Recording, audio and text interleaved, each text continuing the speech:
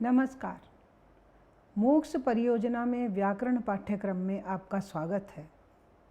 आज हम मुनित्रय का परिचय पढ़ेंगे। इससे पूर्व भी पाठ में हमने व्याकरण का परिचय प्राप्त किया था। संस्कृत व्याकरण में पाणिनि व्याकरण विशेष रूप से प्रसिद्ध है। उसमें मुनित्रय की भूमिका बहुत ही महत्वपूर्ण है। सबसे पहले हम व्याकरण की व्युत्पत्ति को पुनः देखते हैं। व्याकरण की व्युत्पत्ति है व्याक्रियन्ते व्युत्पाद्यन्ते शब्दा अनेनैति अथवा लक्ष्य लक्षणे व्याकरणम।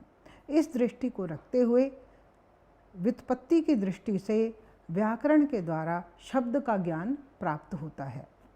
अर्थ प्रवृत्ति शब्दानां शब्दा एव निबंधनम तत्वावबोधः शब्दानां नास्ति व्याकरणात्रिते। अतः व्याकरण का महत्व सर्वाधिक है। व्याकरण के बिना हम शब्दों का ज्ञान प्राप्त नहीं कर सकते। इसीलिए सर्वप्रथम पतंजलि ने अपने ग्रंथ महाभाष्य का प्रारंभ करते हुए आदि में ही अथ शब्दानुशासनम का प्रयोग किया। येन ही शब्दान अनुशिष्यन्ते तदेव शब्दानुशासनम, अर्थात जिस माध्यम से शब्दों का अनुशासन किया जाता है, शब्दों को शिष्ट किया जाता है, वही शब्दानुशासन है। इसके अतिरिक्त व्याकरण के स्वरूप के अतिरिक्त वैयाकरण के स्वरूप के विषय में भी हमें परिचय मिलता है। प्रथमे ही विद्वांसो वैयाकरणः, ध्वन्यालोक में ऐसा कहा कि वैयाकरण सबसे श्रेष्ठ विद्वान माने जाते हैं। तथा सर्वार्थानां व्याकरणात् वैयाकरणमुच्यते प्रत्यक्षदर्शी लोकानां सर्वदर्शी भवेत् नरः। ऐसा महाभारत में कहा गया। जो प्रत्यक्षदर्शी है, जो भाषा के ज्ञान को प्रत्यक्ष देख सकता है और उसे व्याकरण के नियमों में निबद्ध कर सकता है, वही वैयाकरण है। संस्कृत व्याकरण की दृष्टि से देखें तो संस्कृत व्याकरण में त्रिविध ग्रंथ हमें प्राप्त होते हैं। वैदिक व्याकरण, प्रातिशाख्य आदि, लौकिक व्याकरण और वैदिक लौकिक उभय जैसे आपिशल, पाणिनि आदि। एतत् अतिरिक्त व्याकरण का नवविधित्व, 9 संप्रदाय भी व्याकरण के हमें प्राप्त होते हैं। ऐन्द्रम, चांद्रम, काशकृष्णम, कौमारम, शाकटायनम, सारस्वतम, चापिशलम, शाकलम, पाणिनीयम। सर्वप्रथम यदि वैदिक व्याकरण के विषयों को देखें तो इसमें व्याकरण विधान संबंधी नियम तो हैं, उसके साथ ही स्वर प्रक्रिया से संबद्ध विमर्श भी उपस्थित होता है। व्याकरण की हम द्विविधता को भी देखते हैं, क्योंकि पाणिनि से पूर्व भी प्राचीन आचार्य वैयाकरण हो चुके हैं। भारद्वाज इत्यादि, स्फोटायन इत्यादि, जिनके मतों का संग्रह अष्टाध्यायी के सूत्रों में पाणिनि ने किया है। तत्पश्चात अर्वाचीन, उनके पश्चात आने वाले वैयाकरण भी हैं, जिन्होंने उनके अनुसार उनकी परंपरा का, पाणिनीय परंपरा का अनुपालन करते हुए उन्होंने व्याकरण ग्रंथों की रचना की है। पाणिनि का जो व्याकरण है वो माहेश्वर नाम से प्रसिद्ध है। सभी जानते हैं, ये सर्वविदित है। ननाद नक्कामन ढक्कामन अव पंचवारम इत्यादि जो महेश्वर ने 5 बार ढक्का की ध्वनि की, उसी से शिव सूत्रों की उत्पत्ति हुई और वहीं से पाणिनि व्याकरण का भी उद्भव हुआ। उसी से प्रत्याहार सूत्र भी उद्भव हुए। यदि विचार करें कि व्याकरण में कितने प्रकार के ग्रंथ हैं, तो व्याकरण में 5 प्रकार के ग्रंथों का प्रणयन किया गया है।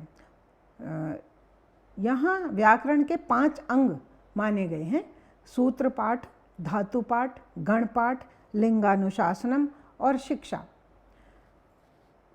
इन्हीं तत्वों को अनुसरण करते हुए व्याकरण में 5 प्रकार के ग्रंथ मिलते हैं: सूत्र ग्रंथ, वृत्ति ग्रंथ, वार्तिक ग्रंथ, भाष्य ग्रंथ और टीकाएं। यदि सूत्र के लक्षण पर विचार करें तो सूत्रों में संक्षिप्तता, सारवतता और बहुत कम में अधिक बात को कहना। वार्तिक के लक्षण को देखें तो सूत्रों में उक्तानुक्त, दुरुक्त, चिंता की जाती है। उस ग्रंथ को हम वार्तिक कहते हैं। भाष्य लक्षण में सूत्रार्थो वर्ण्यते यत्र वाक्यै सूत्रानुसारी भी स्वपदानी च वर्ण्यन्ते भाष्यम भाष्य विदो विदु। तो यदि भाष्य का लक्षण देखते हैं तो उसमें सूत्र भी होते हैं, सूत्रों की व्याख्या भी होती है, वार्तिकों की व्याख्या भी होती है, और साथ ही जो भाष्यकार होते हैं वो अपने व्याख्यान को भी वहाँ सम्मिलित करते हैं, उसे हम भाष्य ग्रंथ कहते हैं।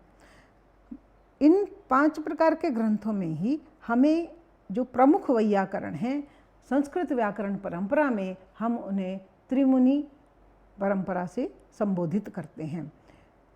इनमें प्रमुख वैयाकरण हैं पाणिनि जो सूत्रकार हैं, कात्यायन वार्तिककार हैं, और पतंजलि भाष्यकार हैं। भट्टोजी दीक्षित ने सिद्धांत कौमुदी के मंगल श्लोक में लिखा है, मुनित्रयं नमस्कृत्य तदुक्ति परिभाव्य च वैयाकरण सिद्धांत कौमुदी इयं विरच्यते। तो यहाँ उन्होंने उनका जो प्रेरणा है, जो उनके लिए उपास्य हैं, वो है मुनित्रय।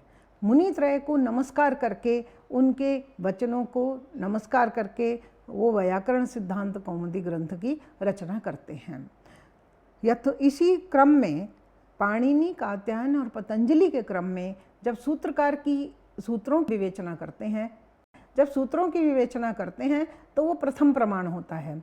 जब वार्तिक आते हैं, कात्यायन ने वार्तिकों की रचना की, अन्य वार्तिककारों ने भी वार्तिकों की रचना की, तो जब वार्तिक आते हैं तो सूत्र के पश्चात वार्तिक को प्रमाण माना जाता है। परंतु जब भाष्य ग्रंथ आ जाता है, पतंजलि कृत महाभाष्य ग्रंथ, तो हम इस उक्ति को स्मरण करते हैं, यथोत्तरम मुनि नाम प्रामाण्यम। उत्तरोत्तर मुनि ही विवाद की स्थिति उत्पन्न होने पर प्रमाण स्वरूप होते हैं। सर्वप्रथम आचार्य पाणिनि के विषय में थोड़ा जान लेते हैं कि मुनित्रय में सूत्रकार वैयाकरण आचार्य पाणिनि प्रमुख हैं। इन्होंने अष्टाध्यायी ग्रंथ की रचना की है। अष्टाध्यायी ग्रंथ जैसे कि नाम से ही स्पष्ट है, यहाँ 8 अध्याय इस ग्रंथ में हैं, और इसमें इस ग्रंथ की विशेषता यह है कि इसमें वैदिक, लौकिक और वैदिक दोनों ही व्याकरणात्मक नियमों का निबंधन यहाँ पर किया गया है। और जितने लौकिक सिद्धांत हैं वो तो हैं ही, साथ में वैदिक स्वर प्रक्रिया को भी इन्होंने यहाँ पर निबद्ध किया है, जिससे हमें वेदों की रक्षा करने में सहायता प्राप्त होती है। एवं लौकिक जितने लोक प्रचलित जो प्रयोग हैं उनकी भी सिद्धि हम वैज्ञानिक और तार्किक सैद्धांतिक रूप से कर सकते हैं। पणिन शब्द से अपत्यार्थ में अण प्रत्यय होकर के और ईय प्रत्यय होकर के पाणिनि शब्द सिद्ध होता है। पाणिनि को दाक्षीपुत्र, शालातुरीय, शालंकी, अहिक, पाणिनेय, पाणिपुत्रः, पाणिनि इत्यादि नामों से पुकारा जाता है। पाणिनि का समय 7वीं शताब्दी से 4th शताब्दी पर्यंत माना जा सकता है। प्रायः 5वीं शताब्दी को ही इनका स्थितिकाल माना जाता है। अष्टाध्यायी ग्रंथ को अष्टकम, वृत्ति सूत्रम या शब्दानुशासन भी कहा जा सकता है। इस ग्रंथ में 3998 सूत्र हैं।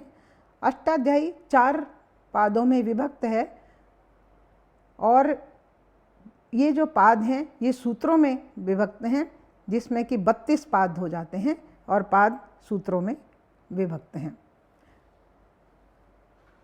मुख्यतः इसके 5 वैशिष्ट्य हैं। सूत्राणाम संक्षिप्तता, सूत्रों की संक्षिप्तता, अत्यधिक संक्षिप्त रूप से पाणिनि ने अपने सूत्रों की रचना की। भाषा की वैज्ञानिकता और उत्सर्ग अपवाद नियम, लौकिक प्रामाण्य। पाणिनि के पश्चात सभी जितने भी व्याकरण हैं वो एक और होते हैं, और पाणिनि ही प्रामाणिक रूप से स्वीकार किए गए हैं। प्रकृति प्रत्यय विभाग भी इनकी अन्यतम विशिष्टता है। इनके पश्चात एक महती व्याकरण परंपरा का सूत्रपात हुआ, जिसमें कात्यायन, भारद्वाज, सुनाग आदि ने वार्तिकों की रचना की। कात्यायन सबसे प्रमुख वार्तिककार हुए इनके पश्चात, जिनके नाम हैं कात्यः, वररुचि, कात्यायनः। इनका समय विक्रम से 2900 से 3000 वर्ष पूर्व माना जा सकता है। इनके वार्तिकों का वैशिष्ट्य है पाणिनि के सूत्रों की ये व्याख्याता हैं। प्रायः 4263 वार्तिक यहाँ उपस्थित हैं, और उक्तानुक्त दुरुक्त की चिंता यहाँ है। तत्पश्चात पतंजलि महाभाष्यकार के रूप में स्मरण किए जाते हैं। योग, शब्दशास्त्र और वैद्यक शास्त्र के ये प्रणेता हैं। महाभाष्य के प्रणेता ने अष्टाध्यायी के उसी प्रकार से 8 अध्यायों में अपने भाष्य को लिखा है। 4 पादों में विभक्त है और पाद आगे आहनिकों में विभक्त है। व्याकरण परंपरा में त्रिमुनि में इनका प्रामाण्य सर्वाधिक है। अहिभृत इत्यादि इनके नाम हैं। इस प्रकार यथोत्तरम मुनिनाम प्रामाण्यम, यह परंपरा इस मुनि त्रय की परंपरा को और अधिक चरितार्थ करती है। इसके साथ ही इस पाठ को हम यहीं समाप्त करते हैं। धन्यवाद।